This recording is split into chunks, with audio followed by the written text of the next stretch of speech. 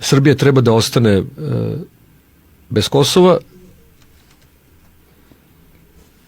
Oni ne znaju šta će drugo, pa nam onda podvaljuju malo Makedonije,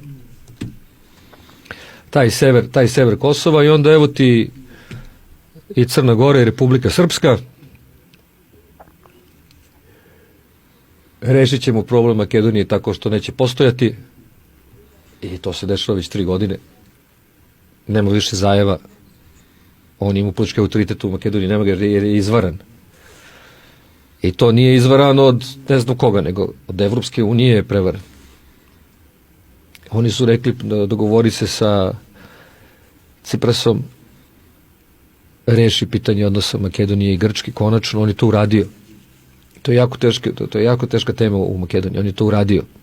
To je zemlja, to je narod. Mi im osporavamo veru, Albanci teritoriju, Grci identitet, Bugari sve, jezik i sve drugo.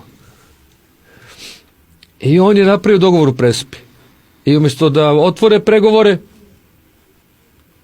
oni su odložili za 6 meseci. To je bila francusko-nemačka inicijativa. Kad je Macron onako pametno rekao, nije vreme za proširenje Evropske unije, moramo mi prvo svoje probleme sredimo. Pa je onda izašao s onom idejom, ne znam, malo veći i malo manji članovi Evropske unije. Ali u međuvremenu su se pojavili Bugari. Pa evo sad ima najnoviji uslov na koji Makedonija mora da odgovori. Oni traže da i bugarski jezik bude izjednačen sa albanskim i sa makedonskim.